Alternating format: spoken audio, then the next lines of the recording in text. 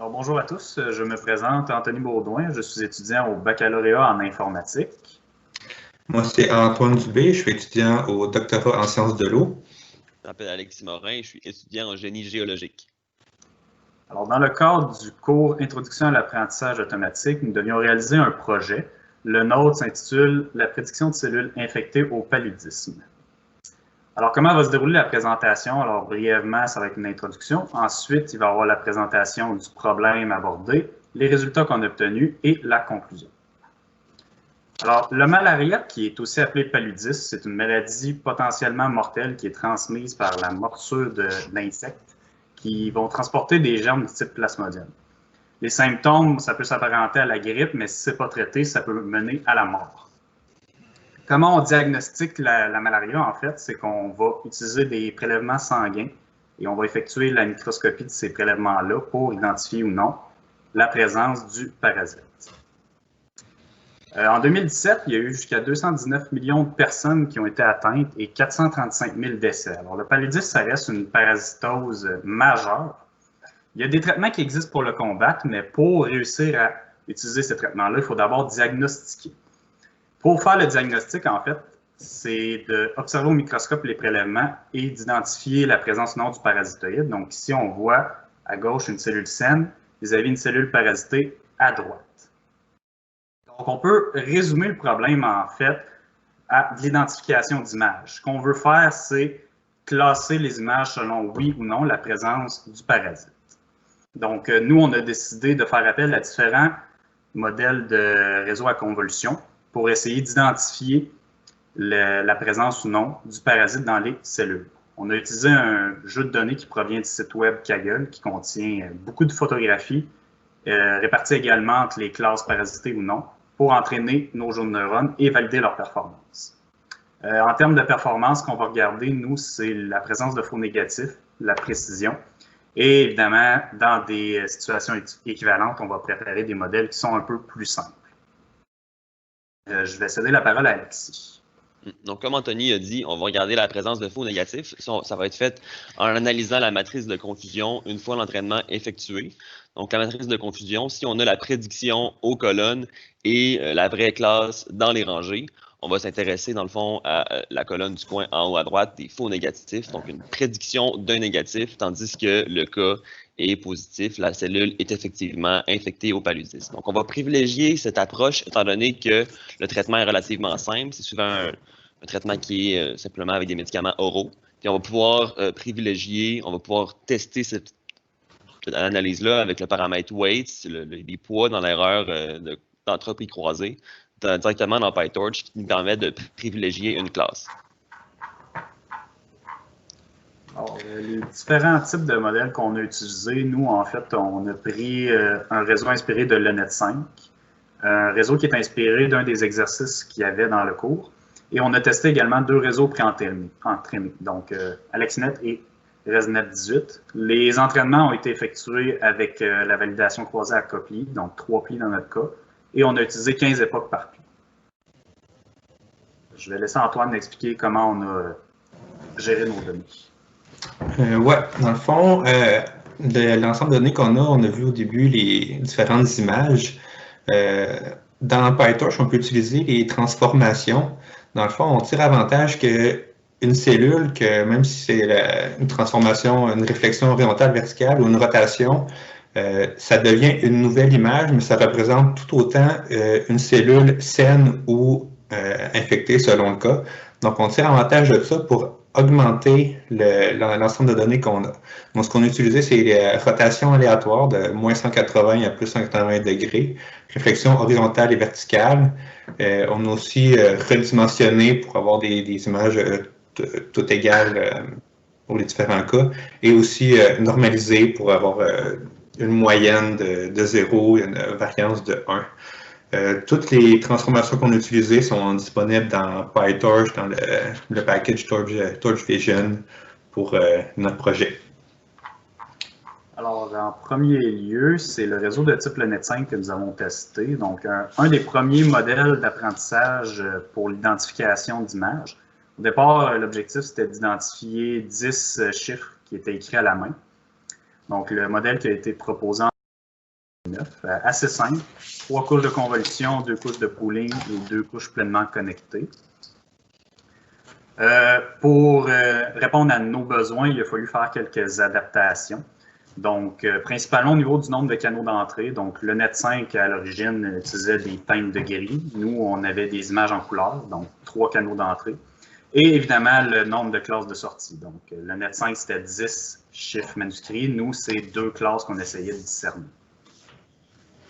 Au niveau des résultats, lors des premiers résultats, donc avec une itération d'une époque, on avait des résultats qui tournaient autour du 60%, donc c'est pas super, mais au bout d'une dizaine d'époques, on atteint quand même des résultats intéressants qui vont tourner autour de 90% à la classification.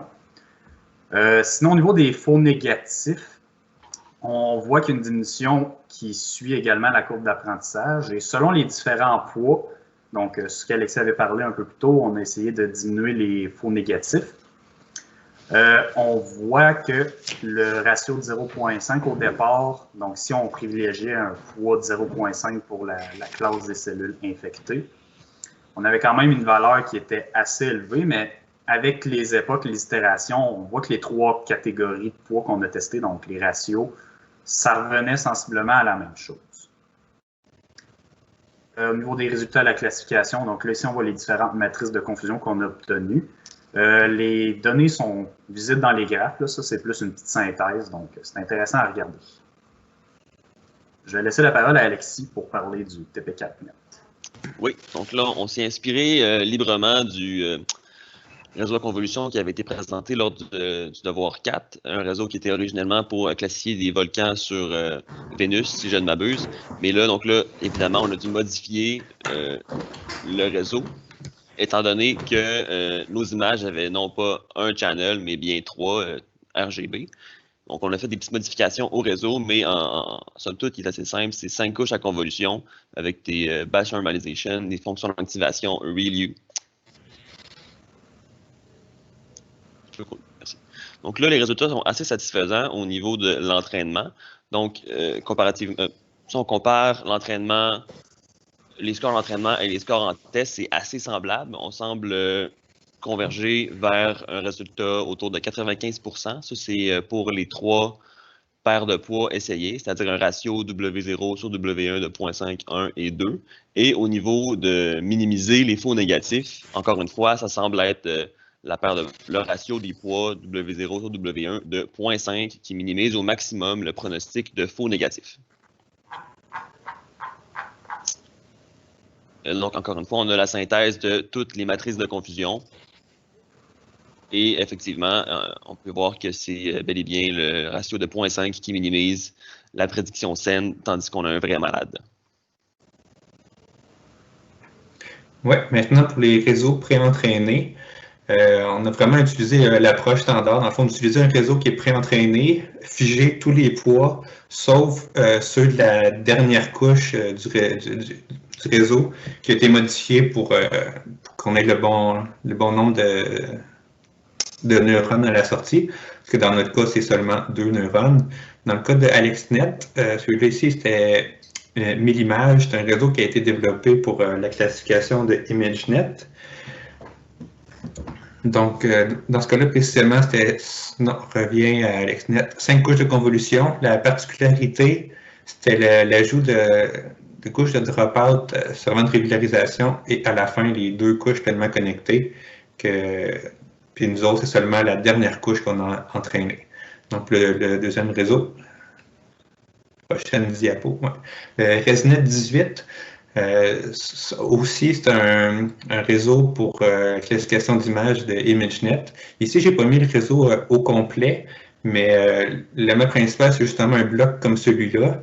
La particularité, c'est justement le residual, le fait que l'identité est transmise directement à la sortie. ResNet 18, c'est justement qu'il y a 18 couches de convolution de blocs comme celui-là. Donc, la prochaine diapo. Donc, les résultats, dans le cas d'AlexNet, les matrices de confusion, ça donne des résultats comme ça. toujours autour de 92-93% de précision. Ici, j'ai pu enseigner les PU. ResNet, encore là, la matrice de confusion, les résultats un petit peu plus bas, 89-90% d'efficacité. Prochaine diapo, on va aller dans les résultats plus... ouais, pour AlexNet, donc environ 92,4% d'efficacité. C'est un peu les mêmes graphiques qu'on a vus pour les autres modèles. En fonction du nombre d'époques, ça semble converger vers 92% environ. Dans tous les cas, le nombre de faux positifs diminue. En fait, les autres aussi, on le voit moins bien, mais tous les faux positifs ou négatifs diminuent en fonction des époques. Prochaine diapo, ouais. ResNet, même chose. Le score augmente en fonction de l'époque et les taux de positifs ou négatifs diminuent aussi en fonction des époques. Donc, prochaine diapo. On tombe à la synthèse. Donc, c'est ça. Donc, si on compare ensemble tous les résultats obtenus, c'est effectivement le modèle de l'exercice 4, TP4net, qui a obtenu le meilleur score en classification, autour de 95% pour les 3 paires de poids utilisés. Et ce qui est intéressant de constater, c'est que dans tous les cas, tous les modèles utilisés, c'est effectivement le ratio W0 sur W1 de 0.5, pardon, qui minimise bel et bien les faux négatifs. Donc, c'est une fois de plus le réseau TP4net qui a minimisé au maximum les faux négatifs pour 1,21%. Donc, pour la courte conclusion, on a pu tester différents réseaux. Comme Alexis vient de le mentionner, le meilleur qu'on a reçu, qu'on a vu, c'était celui tiré du devoir du cours, avec un score de 95,25%. Alors, quand même préciser que les autres réseaux ont quand même bien performé, le plus bas étant à 89%. Pour ce qui est du paramètre des poids, effectivement, ça a un effet.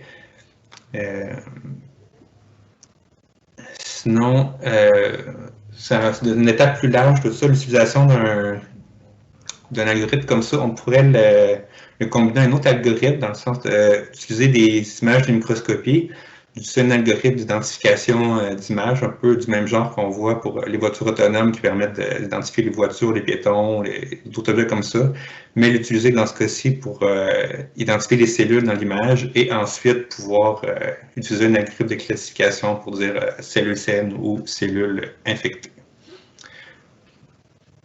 Donc, voilà. Alors, merci de nous avoir écoutés.